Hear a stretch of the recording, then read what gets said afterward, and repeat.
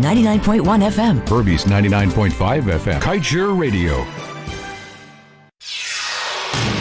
This is the news on top of the hour. Live from our studio in Georgetown. Kaieteur Radio, 99.1 FM.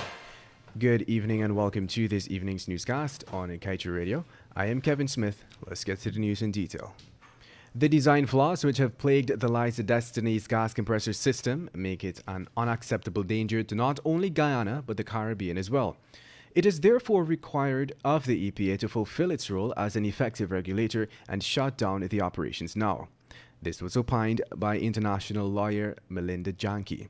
Her invited comments come on the heels of ExxonMobil Guyana's latest announcement that the gas compressor system encountered another design flaw even though it received repairs and upgrades in February.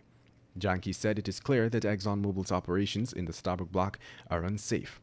She then urged Guyanese not to take the design woes lightly, since Exxon itself has come forward to admit that the equipment is faulty. And now let's tell you Vice President Dr. Bharat Jagdeo has doubled down on his belief that the proposed gas-to-power project in Guyana is a no-brainer for anybody who has looked at the numbers. But his Attorney General, Anil Nandlal, has since disclosed that the requisite studies are yet to be done.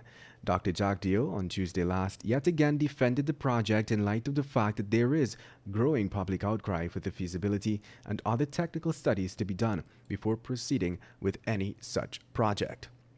The Vice President's claims, however, run counter to his administration's top legal advisor, the Attorney General and Minister of Legal Affairs, Anil Nandlal.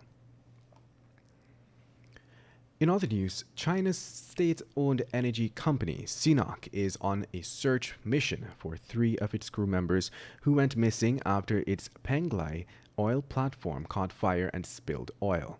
It is understood that the platform, which is located on the Bohai Sea in China and is 51% owned by CNOOC, with ConocoPhillips holding a 49% stake, began to burn on April 5th last.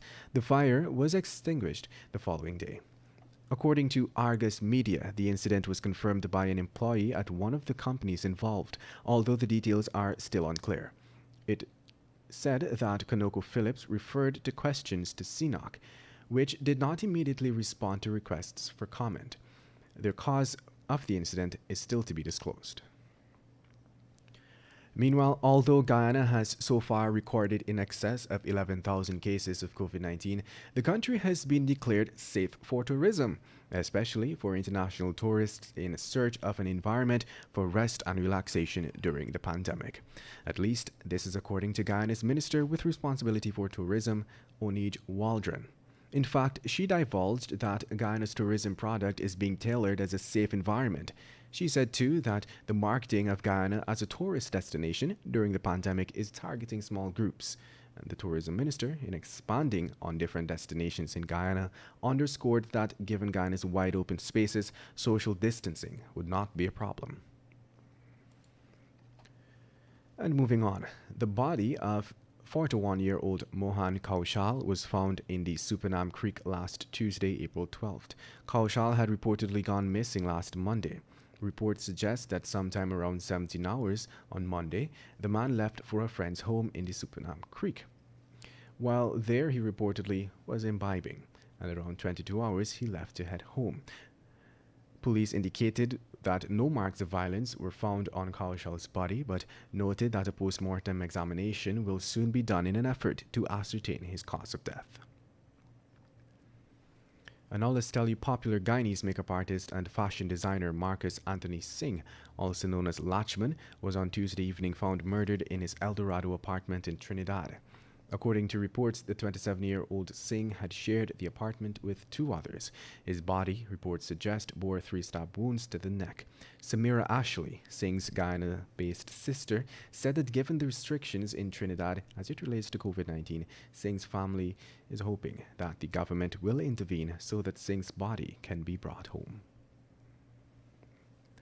And now let's tell you 36-year-old Brian Mitchell, a GDF sergeant, is now dead, while his 7-year-old son is in a stable condition at the Georgetown Public Hospital following a 2-vehicle collision. The accident occurred Monday around 21 hours 15 along the Homestretch Avenue in Georgetown. Taishan Shanks, the driver of the vehicle, which collided with Mitchell's, and the passenger sustained minor injuries during the accident. Based on reports, moments before the collision, the motor car driven by Shanks was heading east on Homestretch Avenue. Shanks said that while driving in the vicinity of Help and Shelter, he saw Mitchell's motor car swerve from behind another vehicle on the southern side of the road and entered his lane. With no time to react, Shanks recalled that the two cars collided head-on. An investigation is ongoing. And that's the news of the moment. Remember to get the full details of these stories, pick up a copy of the Kaieteur News. And don't forget, you can catch us on the MyTuner app as well as the Radio Garden app. You can also keep up to date by liking our Facebook page at Kaieteur Radio and subscribing to our YouTube channel, Kaieteur Radio Livestream. Oh, also catch our stream at www.kaieteurnewsonline.com/radio.